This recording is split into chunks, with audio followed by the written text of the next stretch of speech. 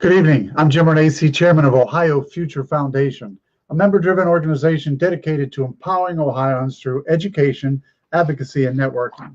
We offer our members insider access to what is going on in the legislature, state budget overview, and a look back at past policies to determine if they are good or bad for Ohio. To become a member, visit ohiosfuturefoundation.org. Tonight, Ohio's Future Foundation is hosting this special Facebook Live forum looking into the state budget. And we're happy to have back Greg Lawson, researcher at the Buckeye Institute and author of the Piglet Book, which is dedicated to reducing wasteful spending in government. Welcome back, Greg. Wonderful to be on. Looking forward to the conversation. Thank you. We're also happy to welcome a new guest, State Representative Jena Powell of the 80th District in Miami and Dart counties. Representative Powell is a freshman representative and co-owner of Huntington Outdoor Advertising. Earlier this year, Representative Powell was named to the Forbes prestigious 30 Under 30 list for law and policy. Welcome, Jena. Awesome. Thank you so much for having me. Thank you. Most importantly, we'd like to welcome all of those watching on Facebook. Your input and participation is key to leading Ohio forward. Feel free to ask questions in the comments section, and we will try to get as many of them answered as possible during tonight's forum. With that, let's get started. For those of you that are watching, the governor has put a budget out now that's now starting to be reviewed by the House, eventually the Senate, and eventually we'll have a new budget for the next biennial. But while we're looking at that budget, there's a lot of questions that are starting to come up, and that's really the purpose of tonight's discussion. Let's start talking about some of those budget issues that have been wrapped in to our new governor's budget. So let's start with you, Greg, first. You know, the governor's office has to determine tax collection projections when they do a budget. And by every indicator, one of the big issues is that the Ohio economy is slowing down, but they still seem to want to project record collections. It seems like there is a little bit of an issue here when it comes to the revenue side of the budget. Can you talk a little bit about that? Sure. I think the issue is that revenues are coming in at the moment pretty good, and the state is assuming that that is going to continue on an ongoing basis, at least through the first fiscal year of the upcoming budget, so fiscal year 20, and then some decline in that, or I should say a slowdown in that in the second fiscal year. So, I mean, again, things are looking okay at the moment, but there's a lot of reason for trepidation. And what's really interesting is you have the Office of Budget and Management, which is part of the governor's team that does all of the kind of projections and works with economics firms to figure out what the likely economic situation is going to be. They had one kind of set of revenue projections, but the Legislative Service Commission, the entity that works for the Ohio General Assembly, has something quite a bit different. I believe somewhere around the range of $700 million, if you look at the total amount over the course of the budget, less in projected revenues. And I think that you got to remember, we're getting ready as of July. If we have this economic expansion last until July of this year, it'll be the longest expansion in U.S. history. Now, that doesn't mean that, you know, we're about to go into a recession just because we have a long expansion, and certainly there's reasons to think that might not happen at all, but that should lend itself to prudence. And one of the things that concerns us at the Buckeye Institute, obviously we're a free market think tank, we want to be as fiscally prudent as possible, is the fact that when you see something as long as this expansion, you should take care and not assume that it's going to go on indefinitely, much less build a fairly large budget on those assumptions. Well, it's interesting, Greg, and I would agree. So before we move over to Jen and ask her some specific questions on the budget, I do want to follow up with one question for you. So let's assume that this budget would be passed, although I realize it has to get through a House and get through a Senate. And down the road, there are shortfalls. Let's assume those revenue projections don't occur. Can you tell us what happens when the spending does exceed the revenues that are coming in? They have to pass subsequent legislation. In fact, this has definitely happened. It hasn't happened recently. Well, it did happen during the Great Recession, and it actually happened several times at the beginning of the 21st century. So they have no choice. You have a constitutional mandate, according to the Ohio Constitution, to have a balanced budget. And if it looks like this isn't going to be balanced, they may have to go back in and cut things. And one of the things I've been trying to say, and one of the things that we hope our Piglet book that we publish at the Buckeye Institute will do is help set a framework for the conversation. Everybody, political figures and leaders and policymakers, they want to be promise makers and they want to be promise keepers. But if you make any errors and these revenues decline, they're going to end up, unfortunately, being promise breakers. And that's something that we don't want to see happen. And so, because that's a lot more painful, because instead of using a scalpel, which is what we suggest starts being used right now before they ever pass a budget, if you do it in the middle of a budget cycle, after you've already passed it, you're going to have to whip out the meat cleaver. And then it's a lot more painful for everybody all the way around. Exactly. Well, you know what? I want to bounce back and forth. I want to talk to Jena a little bit about some specifics. And I love Jena's background. Here we have a businesswoman who understands you have to balance budgets, you have to make payroll, you have to be able to meet the revenue needs, and you also have to be able to keep your expenses in line. So with that background, of course, that's similar to my background too. It was one of the things that helped me when I was in the legislature. But Jena, Governor DeWine has a big focus on helping children and families. What are some of the ideas for the best way the state government can support children and families? And do your ideas differ from what Governor DeWine is proposing? And if so, how? Yeah, that's a great question, Jim. Thanks so much for asking. Governor DeWine campaigned a lot on helping families and children in the state of Ohio. And, that's something that's very important. We want to see children thrive in the state of Ohio. But sometimes what I'm not understanding is here's what we see. We know that children do best when they're in a home with a mother and father. And what happens is, when we're increasing all of these government programs, what does that do? It spends more money. When it spends more money, that means it's more money out of families' pockets in the state of Ohio. So what we're seeing is when we're quote unquote, helping families in the state, we're seeing an increase on taxation and regulation on families. We know statistically that children do best when they're in a home with a mother and father. Statistically, we also know that the number one reason that families fall apart is financial difficulties. So something that I don't quite understand is when the governor talks about wanting to help families and children, I think his approach is somewhat off. How can we help children the best? Well, the way we can help children the best is to strengthen the economy in the state of Ohio so children have a mother and a father in the home who are raising them and who have the financial ability to do so. Great points. And again, you're right. The greatest thing we can do is build the economy, make sure there are jobs out there, make sure husbands and wives are working, make sure that family unit is together. I appreciate those comments. Greg, I'm going to come back to you on a specific question that maybe you can help me with too. We at the Ohio Future Foundation have been digging into a number of issues on the budget. The Department of Natural Resources is going to see an increase of 32.5% in funding for the next year. Why are some of those funds going to support the Hocking Hills State Park Loge, which will see a state contribution increase of 329% for 2020? That's 1.6 million to 13 million. Wasn't most of the funding supposed to come from the insurance settlement? And why is the state of Ohio in the business of managing hotels? Well, I think that's a great question. I know that the Department of Natural Resources has had a backlog on some of the maintenance and things like that at a number of the state parks. So I believe some of the increase is designed to do that. But here's the thing. We love parks. Parks are great for economic stuff. Families like to go there.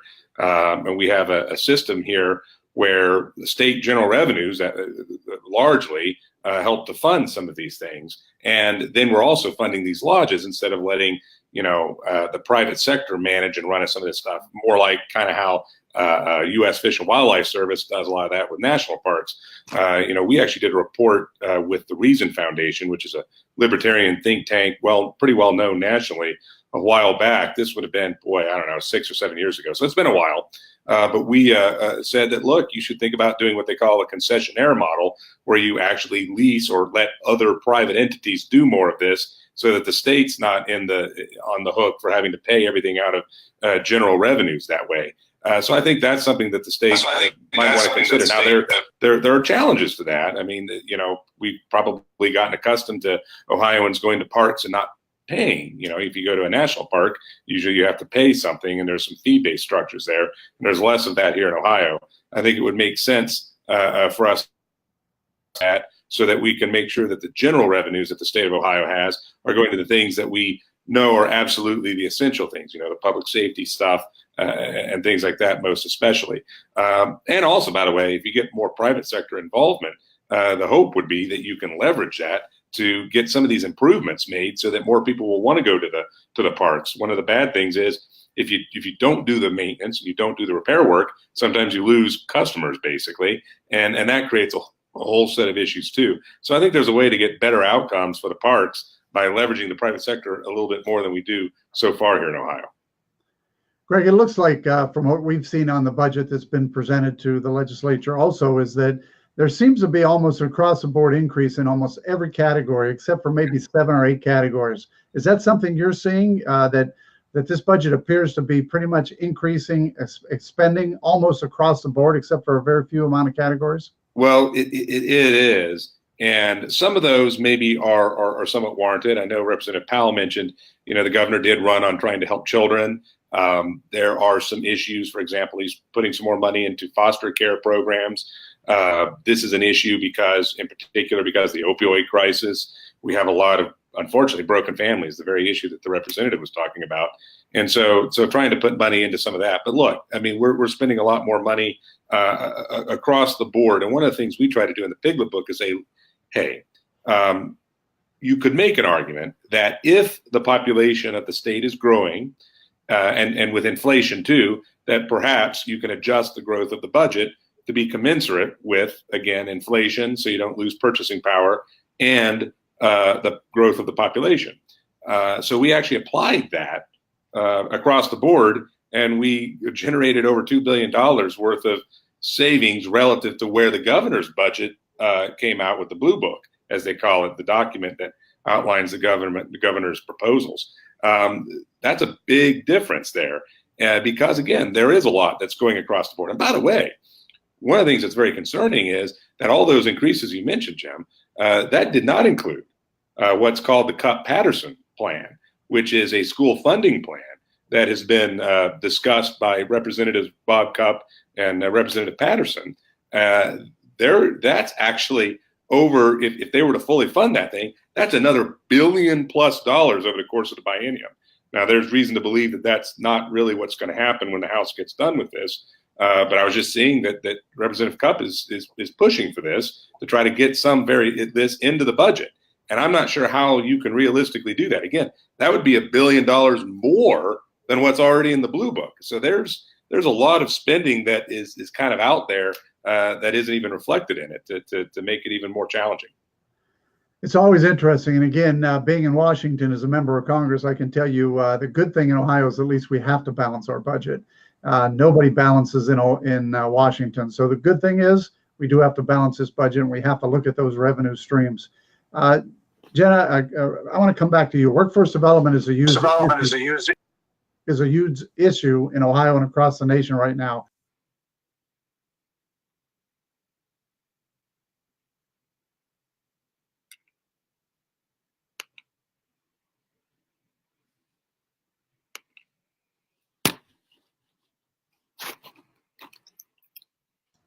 But Jim, you're asking me about workforce development in the state of Ohio and, what we can do.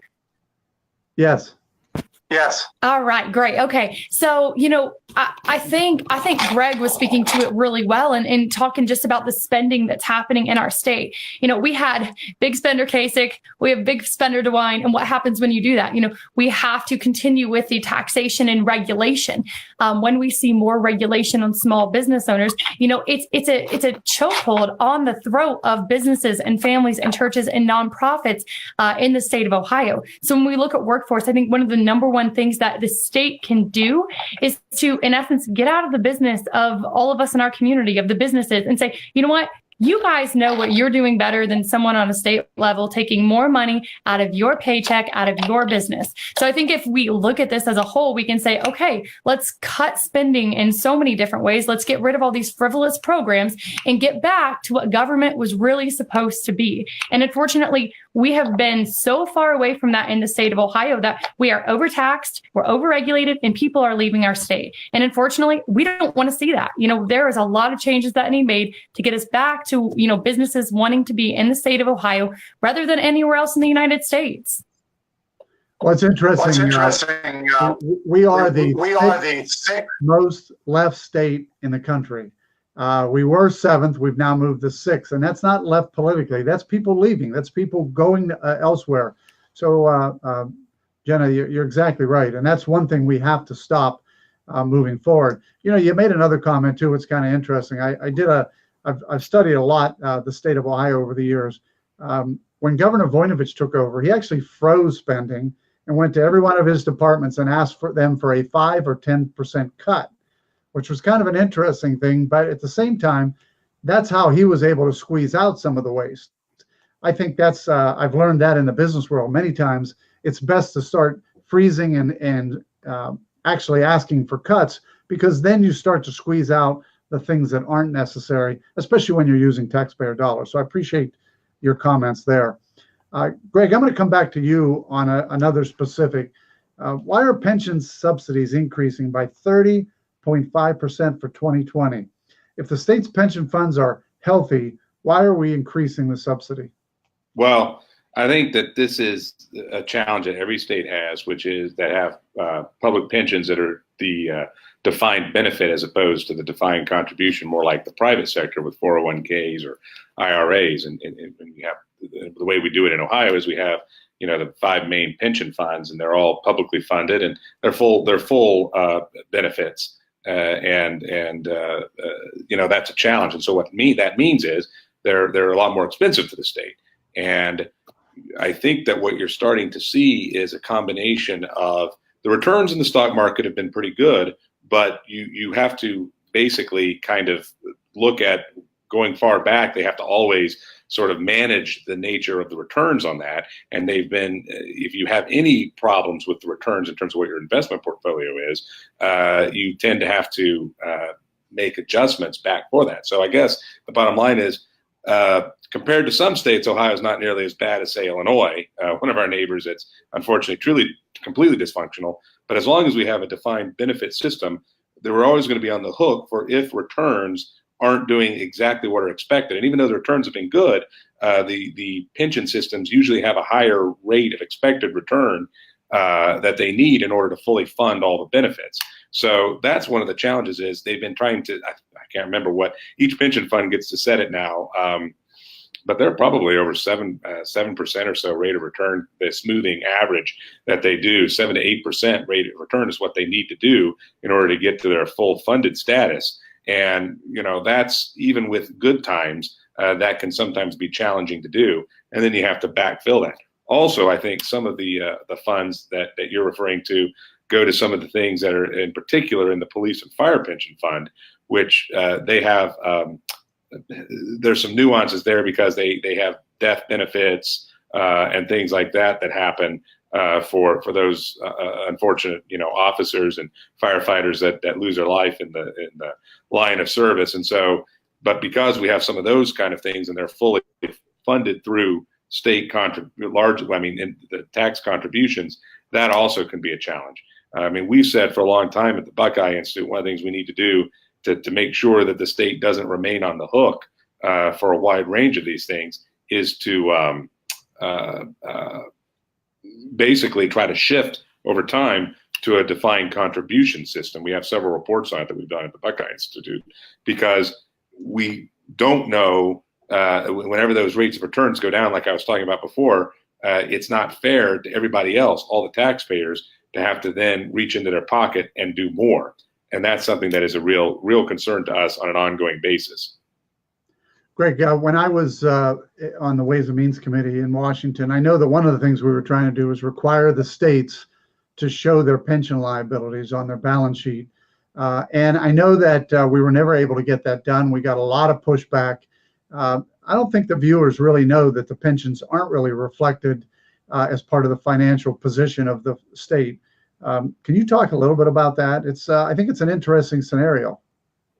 Yeah, no, it actually is. And I'll also say that until recently, with some of the changes in the government, like the standards that are used for government accounting, some of the liabilities were somewhat, they were kind of hidden. They weren't nearly as transparent as they should be. There's some efforts and way in terms of how they show some of that now to be a little bit more transparent. But for years, it was really very opaque to the average person.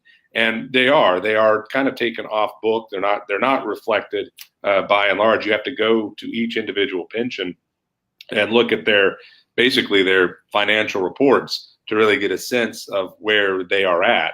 And certainly for folks like me, or the work in think tanks, or people who deal with this on a regular basis, they know where to go. They know how to get and look at these documents. But I think if you're an average taxpayer, an average citizen, it's kind of challenging. And again, I think, this gets to why we want to see things like the Treasurer of State, former Treasurer Josh Mandel, and now Treasurer Sprague is doing some really good work with things like the Ohio checkbook, the online checkbook. They're trying to show some of the costs, because that's another thing that doesn't really show up. You don't see the cost of the employees of PERS and SERS or all the different pension funds reflected in the budget. And so you almost have to go to these other sources to be able to get that information.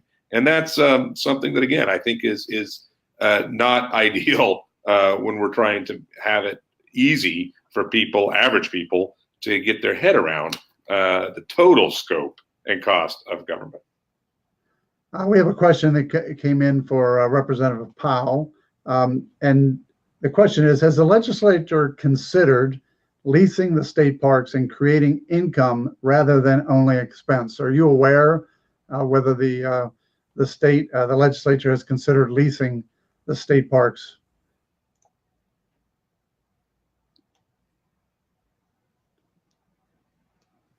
We may be having a little technical difficulty. Representative Powell, can you hear that question? If not, let's go. Greg, looks like we have a little technical difficulties, but Greg, could you answer that question? Well, I'm not aware that proposal has really been put out there. I mean, to my knowledge, actually, the only time that anybody has even broached the subject, and again, it was in a report that we did in conjunction with our friends at the Reason Foundation. I get it. I think part of the reason is because people are proud of their parks. People like the fact that it's you don't have to roll up and roll your window down and work with a kiosk or hand somebody some money or something when you enter into a state park. And I think that the idea that you might have to do something that would change how that's historically been done, it probably bothers some people. And in this case, the thing that you also, I think, find is if the Great Recession had gone on longer and Ohio had to do a lot more cutting, which it had to do quite a bit of cutting during that time period, this option might have at some point been much more seriously considered. I think then when the revenues kind of tick back up, there's a little bit less sense of urgency that's out there, and folks just haven't really wanted to take a look and consider it. Representative Powell, I think you're back now. Have you heard of any discussions about leasing the parks? Has that come up at all in any discussions? I haven't in discussion as of right now. I'm not in a committee that would necessarily up in. If I have the name and of that person, I'm happy to take a look and get back. But I think that the question arrived a really idea. The idea that I was spending too much and there's cuts I need to take. And then looking into areas we're spending and figuring out the best places to make those. And I definitely asked that question, figure out, Ohio has a spending problem, a huge spending problem. And what are we going to do about it? And that means hard decisions. Greg, we have another question, which kind of goes back to something we talked about just a little bit ago. But Mike asks, what about transparency? Does this budget offer true transparency? I know as somebody like myself who's digging into a state budget for the first time, it's very difficult to get all of the details. But what's your opinion on transparency? Well, it's a great question, and something that Buckeye Institute's done for years. We were one of the first groups to do salary databases in the state, and then the state treasurer kind of picked up that and did his own databases and then went with the checkbook, and we think that's a great thing. It's challenging to understand it. I mean, look, a budget of this size is going to be complicated even under the best of intentions. And the thing that's really probably most challenging is as you go through all the line items, trying to ascertain what they are. Now, there are some resources that are put together by different agencies. Legislative Service Commission comes out and they actually do a whole booklet on every agency, and they literally list every line item, and they have an explanation for the line item and the explanation for why there's either an increase or, which doesn't happen nearly as often, but a decrease in the line item. So there is information that's out there if you know where to go and all, but you literally have to go to the LSC website and look for their budget documents and put this together. So it's hard. I don't know if they're still doing this. I know the former administration, there was through the Office of Budget and Management, there was actually an interactive budget. That was a pretty cool device, at least for a policy wonk like me. That was helpful. But these things are very challenging because of that. So is it transparent? I think that it takes a lot of work for folks to understand what all these things are and to understand what is GRF, right? What's the General Revenue Fund? What is a dedicated purpose fund? I mean, these are all words that come out throughout the entire budget. And I think, again, it's kind of challenging to do. I don't necessarily think that it's awful and that it's not transparent. I just think that it's not in lingo that is easily digestible by folks who want to do a kind of a look and get an understanding there from that 20,000-foot view. Greg, what I call that when I was in Washington, that's Washington lingo. So the only people that really understand it was Washington. Columbus lingo sometimes, right? Yeah. So it's interesting because you're right. Even a guy like me who's been a CPA for 3 decades, been in business so many times, I had a tough time understanding, some of the Washington jargon. And even now, as I'm digging into the Ohio budgets, getting an understanding of them as well. Jen, I'm going to come back to you. Representative Powell, this is a question that somebody had asked, and it's a specific. So this individual must be digging in, or he must have something to do with nonprofit gym memberships. But do you know this bill exempts nonprofit gym memberships from sales tax? Can you tell us a bit more about that? Yes, bill that our office is working on. What it does is it saves Ohio taxpayers $9 million. It exempts nonprofit gym in the state of Ohio sales tax membership. So that's a bill that we just dropped. It was just assigned to the Ways Committee. So we're going to start that through soon. I realize $1 million, $9 million is a lot of money. According to the budget, that's not a lot, but any small in the bucket helps to relieving Ohioans so much in taxes. And, that's what I'm here to do, to say, okay, what can we do, whether it's small or large steps.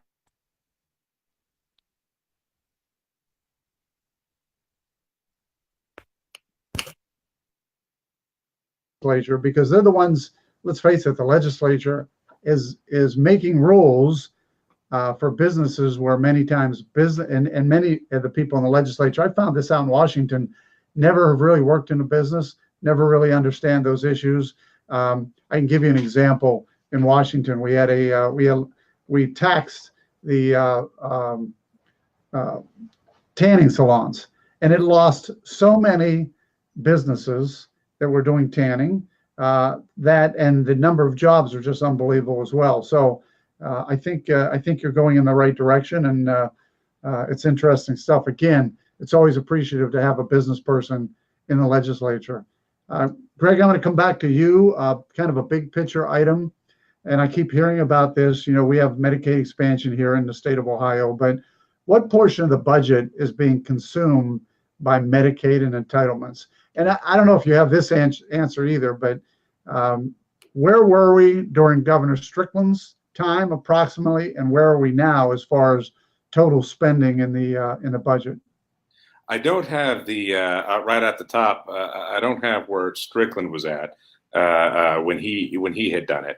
But if we're looking at where we're at now, Medicaid is by far and away. If you look at all the dollars that are spent in the budget, it is by far and away the largest amount. In fact, it's probably about 30% or so of the total budget is spent on Medicaid. I'm actually going to get that exactly.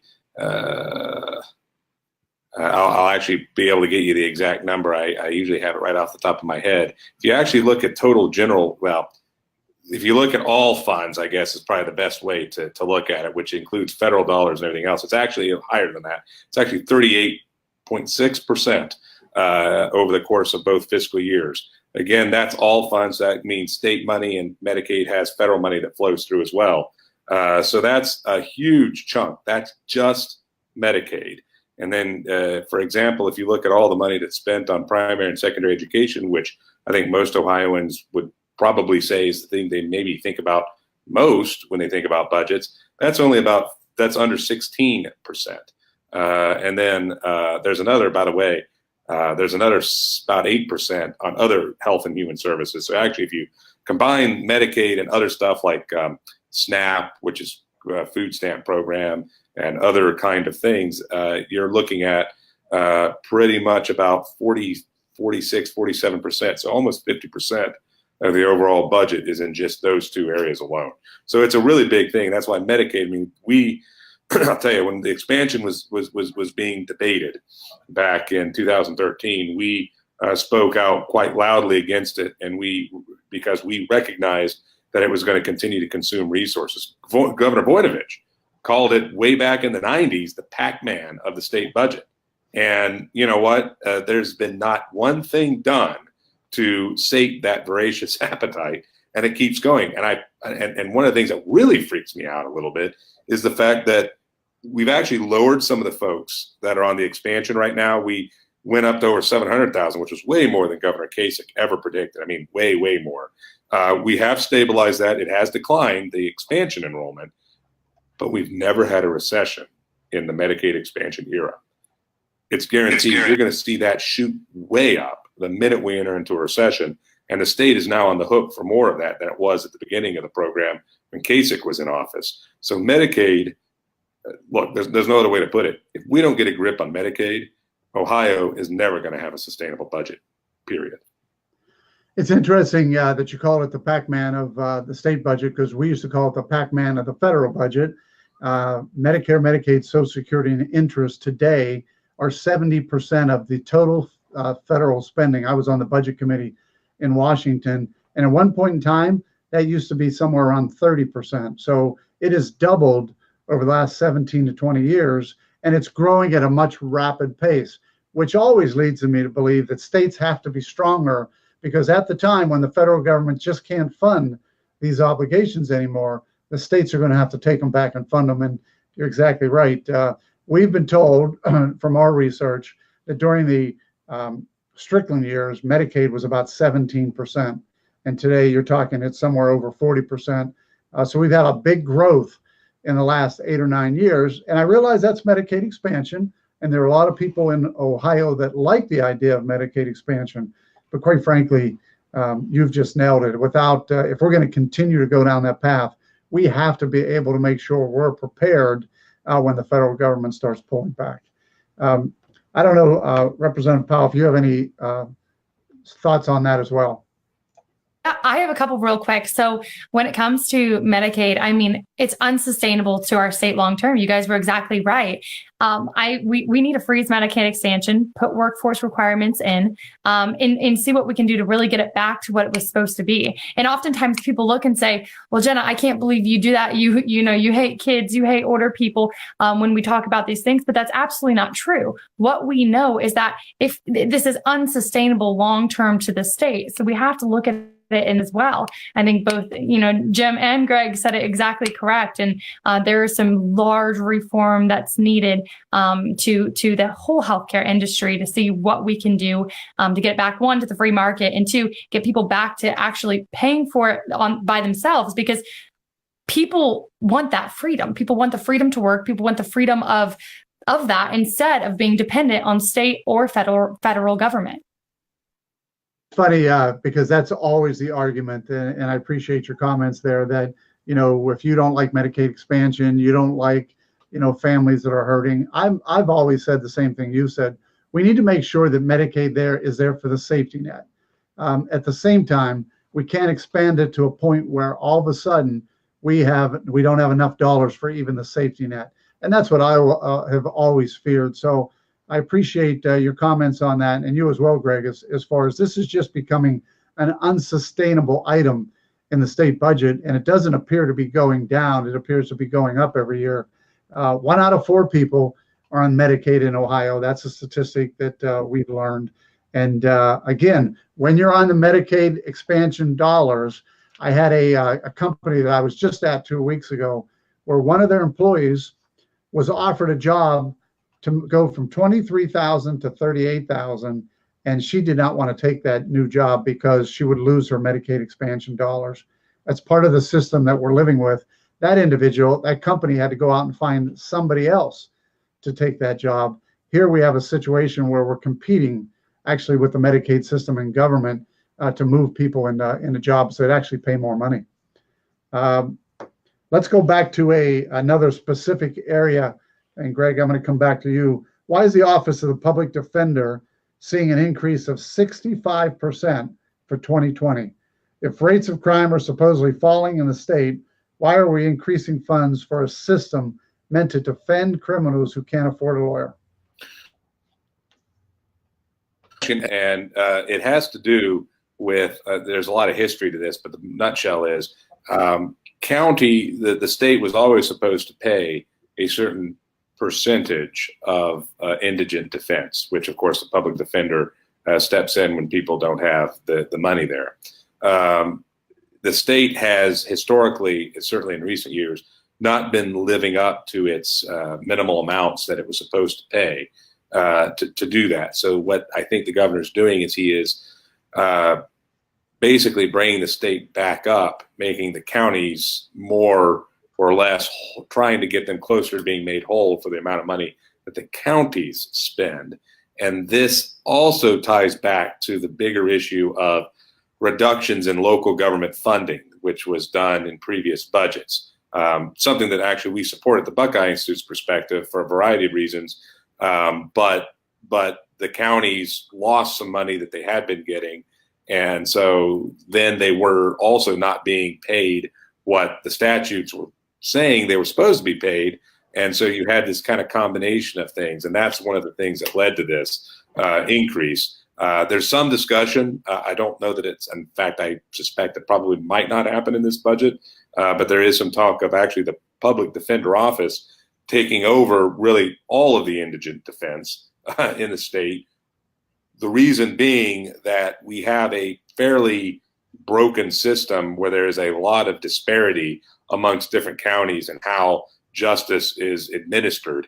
That's kind of its own set of issues, but it sort of falls under the umbrella of some of the things we need to do in Ohio for criminal justice reform. Because actually we do have some real structural problems at the local level. We have a very fractured, both in this and how we do parole, bail.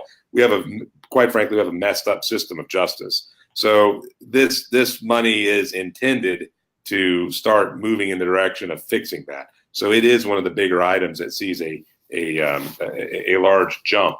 That's actually, to be fair, this is one of the areas where we at the Buckeye Institute have not come out and been as critical of that particular item as we have been of some of the other stuff that we're seeing large increases of, and that's in large measure because Ohio has not done, it hasn't done a good job of dealing with this issue, because people need to understand that some of the folks that get public defenders, sometimes they're not the kind of crimes you think of. I mean, we're not all talking about the serious violent crimes. We're talking about smaller scale things, and there are problems with how justice is administered.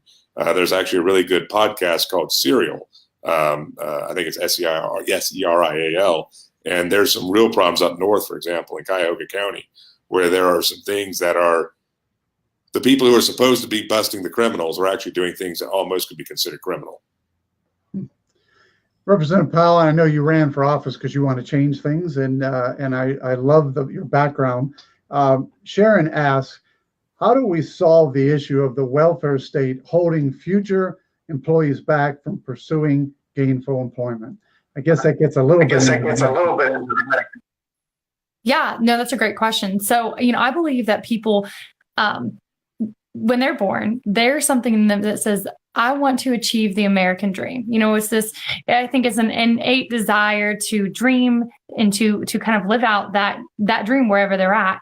When it comes to welfare, that's a huge inhibitor upon achieving the American dream. And it's a crutch for many people. What was intended to be a great program has now become something that, holds people back from doing what, one, God intended them to do, of work, of thrive.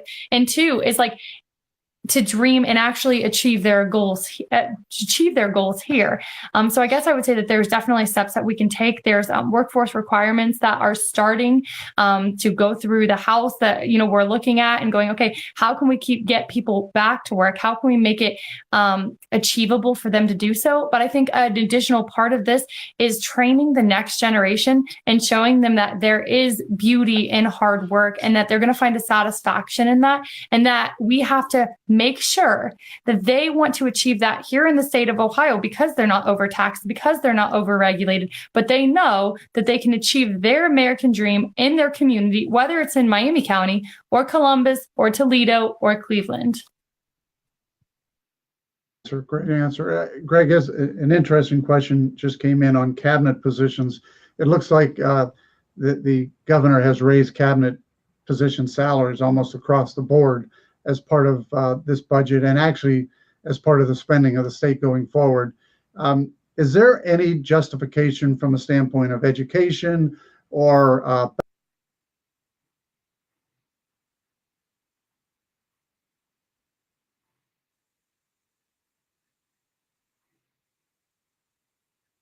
Well, yeah, well, really kind of what happens is the governor kind of helps set what he wants the salaries to be, and then he puts that out there as into the budget request overall for the entire agency request.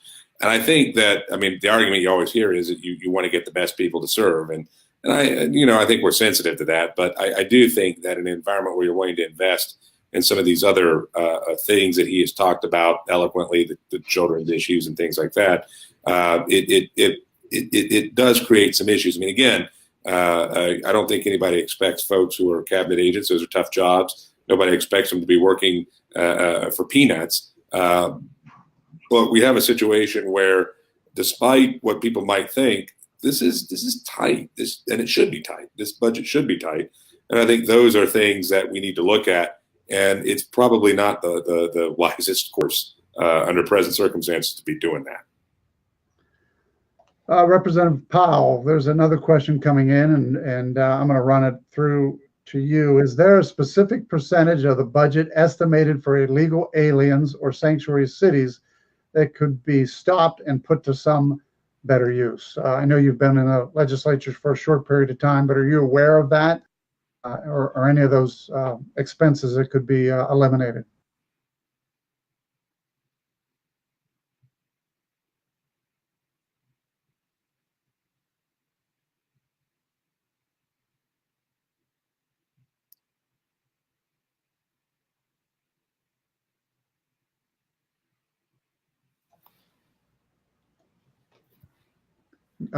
Still waiting. I don't know, Greg, if can you hear me? We're trying to. Oh. Yeah, we're going to see. I think we lost the audio with Representative Powell again, but is there a specific percentage of the budget estimated for illegal aliens or sanctuary cities that could be put to some better use elsewhere? Well, there's definitely nothing that's like line item that way. Now, I would say that there's some serious arguments about any city that argues to do that, because obviously you have an issue where can cities intentionally violate federal law? That's the whole notion of what sanctuary cities are. I think that gets the question of some of the funds that we do. Like we have a thing called the local government fund, where there's state revenues that come in from all across the state, and then they redistribute. In fact, it's a percentage of GRF, general revenue funds. So that's like income tax, sales tax, certain business taxes. It's all from the state. And it's actually a percentage of that amount that goes to this thing called the local government fund, which is basically something that goes to individual communities, individual counties, individual things like that. So I think that you'd want to be careful how that money is being spent. And we've been very concerned for a long time about the state doing those kind of revenue sharing things. We think cities should pick up their own tab. And if they're going to go and do something that's violative of the federal rules and laws regarding immigration, they're going to have to figure out how the heck they're going to pay for that themselves and should not have state subsidization. Next question, I'm going to go back to Representative Powell, see if you're able to hear this question. As an educator, this is individuals from Mahoning County. She would like to know if there has been any new funding for vocational education. Now, I can tell you vocational education is something that Ohio Future Foundation is going to continue to work on, because we believe that is something that has just been left go over the last decade. And we need to be able to get back, not that we don't have good vocational education centers, but really tying that high school student to a vocational education opportunity and then to a job. So are there any new fundings or any bills you may be proposing when it comes to vocational education? Yeah, Jim, are you able to hear me this time? Great. Okay. So when it comes to education, education is crucial, because that is the next workforce, next business owners, next pastors, next parents in the state of Ohio. So, funding schools is very crucial, and we're working on it right now in the House, as I know Jim mentioned a little bit earlier. When it comes to, different kinds of education, we're definitely looking into that, because we're realizing that the brick and mortar schools are changing, and that education for students is changing with new technology. So it has been a big push, especially with just the workforce era that we're in, and understanding that the next generation needs to be trained a little bit differently, so people want to live and work and are workforce ready by the time they're 18, 20 years old. And again, I used to always say we need to make sure that our youth, when they're coming out of high school, have a skill set much more than a test set. So another question just came in on the rainy day fund. A lot of people question, what is the right amount? Why aren't we using some of that for roads and bridges? Why is it at the level it is today? Is there a goal to make it higher? First, I'll start with you, Greg, and see if you have any thoughts on the rainy day fund. I mean, where is the number? Where should it be? And, when do we start using the rainy day fund, or we just keep building it up? Well, it's actually reached, they increased it. It used to be 5% of the previous year's general revenue intake that they could put away basically in the rainy day fund. They increased it a couple of years ago, 2 or 3 years ago. I think it might be 8% now. It's either 8 or 10%. I actually forget right off the top of my head, but they increased it so that it would be more. So that means basically that percentage of what the state spent in general revenues that previous year, you would have in the savings account. I don't think it should be used now because the rainy day fund is meant for times when it's really, really raining, which means bad economic times. And, I know a lot of people are saying, well, local communities need it. You got the opioid crisis, or you should use it for the roads and stuff like that. But people need to appreciate when there is a recession, Ohio is going to probably get hit hard. Ohio has a history of being hit harder than many other states when a recession hits. We go in sooner, we stay in longer. And actually, last recession, the Great Recession, we lost more private sector jobs than any other state in the country except the state up north, Michigan. That was a storm and really raining. And you want this money there because even what we have now is really not going to do that much. It's just going to partially offset expenses if something really bad happens. But it does buy you a little bit of time so that you don't have to do one of two things that are really radical.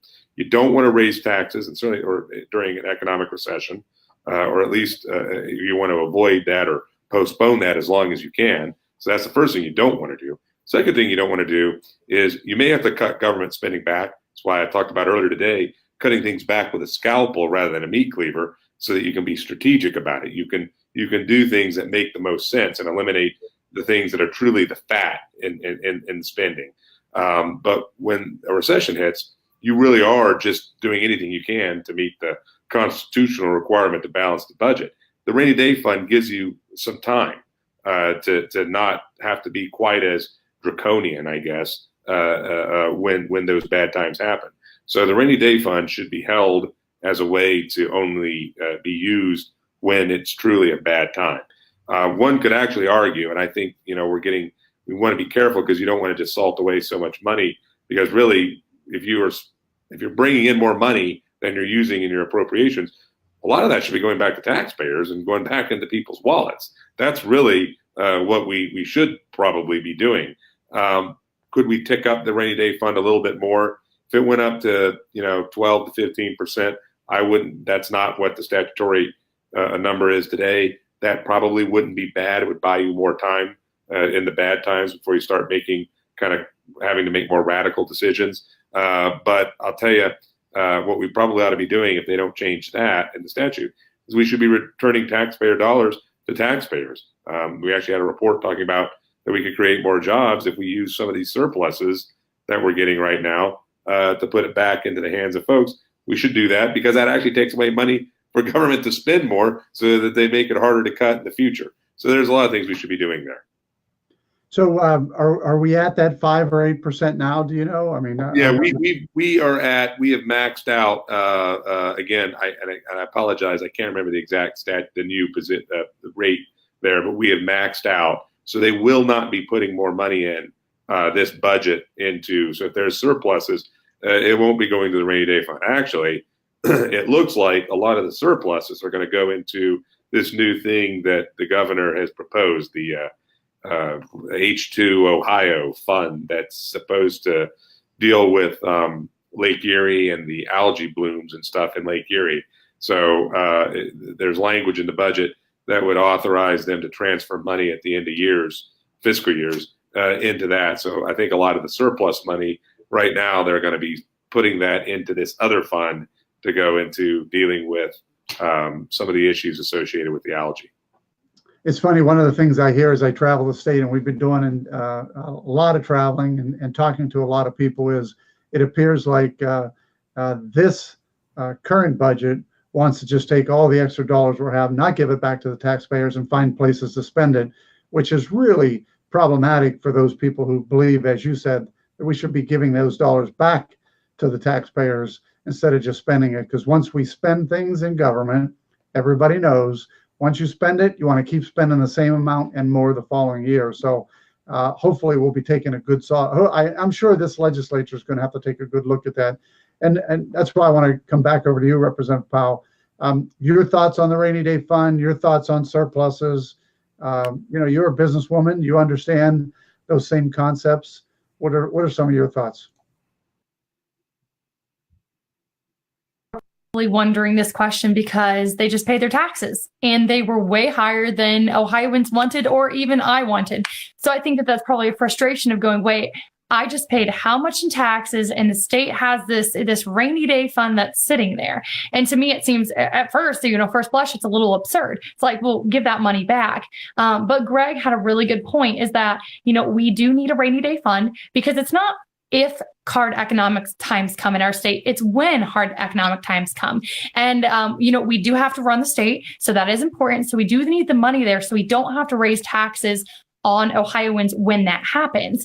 The issue I think that we really need to address is frivolous spending in our state. If we could cut back on a lot of this frivolous spending, if we could get healthcare back to where it really should be, then you're going to see, Ohioans' money back in their pocket because the government keeps taking it more and more of it. So you're going to see it back in their pocket.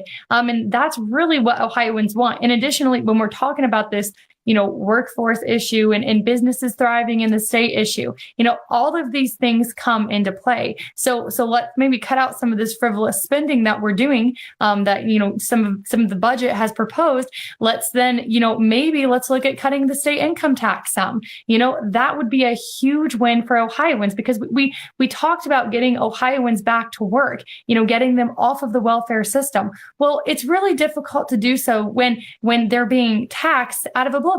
Let's remove some of this pressure of, let's incentivize them to actually work by removing some of this state income tax. And the only way to do that is to cut some of the spending that we're currently doing in our state. I just asked a question. I'm going to come back To you, Greg, because this one might hit the Piglet book. Is there any obvious or ridiculous pork the public should know about in the budget? Sure. Yeah, actually, one of my favorites is that look, we spend about $30 million a year on the Ohio Arts Council. I love arts. I think that's a good thing. Culture is an important thing. We shouldn't be spending state general revenues and general tax dollars out of everybody's wallet to do that. You can choose to go to museums. You can choose if you want to, engage in philanthropy. You have every right, and I would encourage people to do it. But I don't think we need the state tax dollars. We have a thing where we have an extra tax on wine, 5 cents per gallon excise tax on wine that goes into a special fund to market Ohio wine specifically. So it's kind of a slush fund for wines. That's something that we don't need to be doing either. We also spend over $220 million on something called the Third Frontier, which is money that's been raised through the selling of bonds, and then they use the bond proceeds, the state does, through this thing called the Third Frontier Commission, and they give direct money to individual businesses as grants and things like that.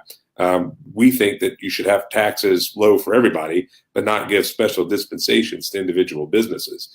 So those are some of the examples that we have out there for things that they don't need to be doing. We have something called the Motor Vehicle Repair Board. It's only like $800,000 a year, but it basically, for $800,000, they investigate approximately 200 complaints about motor vehicle, basically auto repair shops. I mean, I get it.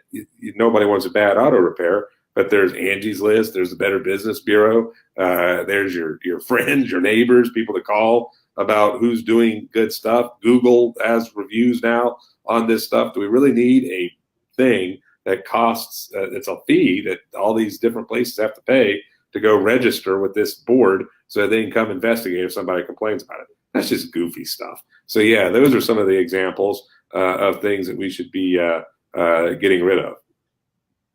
Well, I know we're starting to wrap up on time, but I want to just ask Jena, I want to ask you one last question. Are there any bills you are working on to help Ohio become more competitive and more appealing in this area of workforce development?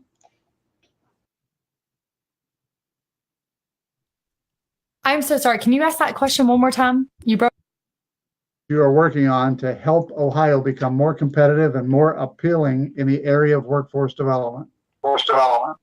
That's a great question. So when it comes to workforce development, we have some different great bills we're working on. We have a tax correction bill right now that myself and Derek Marion, representative from up north, is working on. So those things, a better tax code that's easier for Ohioans to understand is going to be really helpful.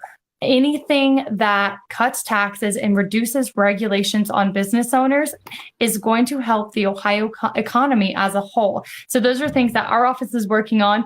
And I think if we want to keep this in mind, if a house is on fire, you're not going to throw gasoline on that fire. And if our state has a spending issue, which we do, you're not going to throw more money at that issue. And unfortunately, when we look at this budget, that's what we're doing, whether it's with education or healthcare. And we really need to dig into these problems and figure out the best possible solution.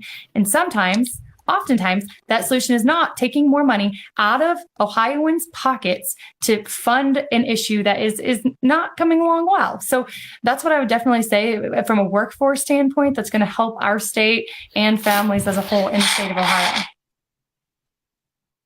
Good. So when we talk about spending, and we're going to wrap this up and just ask both of you your last thoughts. What I've learned tonight is that we have a budget that's been put out by the governor that now will be looked at by the House and Senate.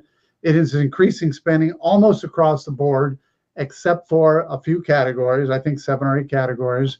The revenues to cover that are being projected based on a growth rate that probably isn't going to be met, which means we could have a $700 million shortfall in those revenues. It appears that's where we're at today on the budget that was handed to the House and eventually will go to the Senate for review. So it does appear that this is a budget that they're going to have to start cutting back and making cuts. Any ideas where you think these cuts are going to end up going? And some people are saying we're going to hit education, vocational education.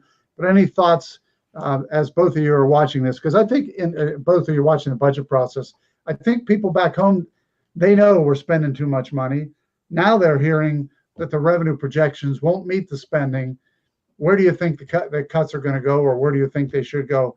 Let's first start with you, Greg, and then we'll end with Representative Powell. Well, I think that, I mentioned just a few of the I guess I characterize as maybe low-hanging fruit when we're talking about some of the stuff that's in our Piglet book that, by the way, everybody can check out at the Buckeye Institute website, buckeyeinstitute.org. But, Is there $700 million in there? Oh, well, actually, get a load of this.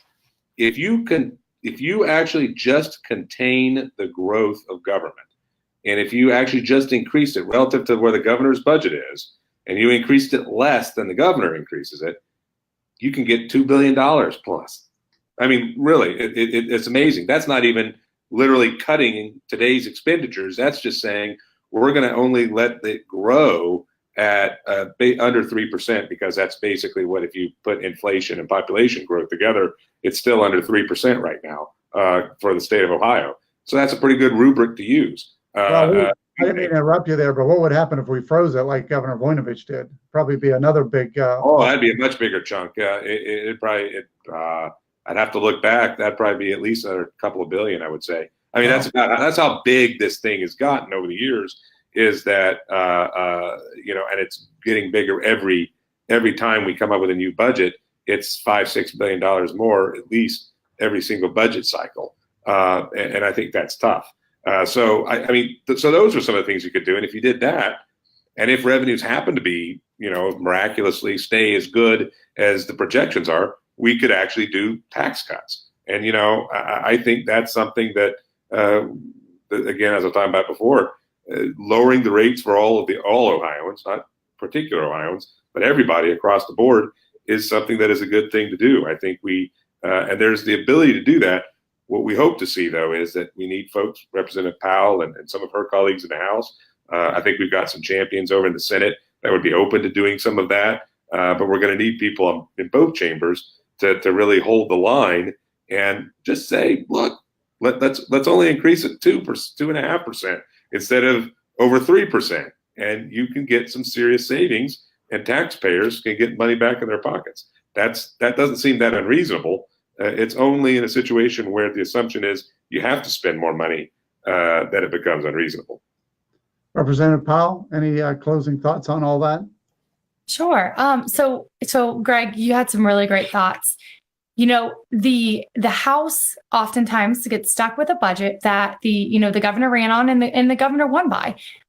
He promised a lot of things. And when we look at this budget, we see all those promises.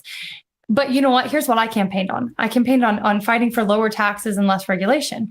And at the end of the day, Greg's exactly right. If we would, we would freeze, the amount that we're spending, and we would just spend what we even spent during the last budget. We could give Ohio taxpayers back their money. We could do some bold changes in our state that would help families, that would help workforce, that would help churches, that would help nonprofits, and it would really help a lot of the issues that we're seeing in our state right now. So I think it's time that, as leadership is looking through the state budget right now, this is the time that we look and we say, okay, bold changes are made, which often means hard decisions, but hard decisions are what Ohioans want right now, because they want more money back in their pockets. And that is well-deserved. And, I'm going to do everything I can in Columbus to fight for that.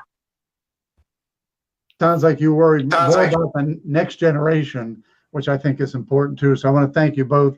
That wraps up this special Facebook Live forum on the state budget. I want to thank you to Greg and Jena for your input in this discussion, and thanks to all of you for watching and participating. Ohio's Future Foundation is committed to continue to have discussions like this on Facebook, and coming soon to town halls across the state. Ohio's Future Foundation, with your help, will listen, learn, and lead Ohio forward. To get involved, visit ohiosfuturefoundation.org and sign up. I'm Jim Renacci. Thank you and good night.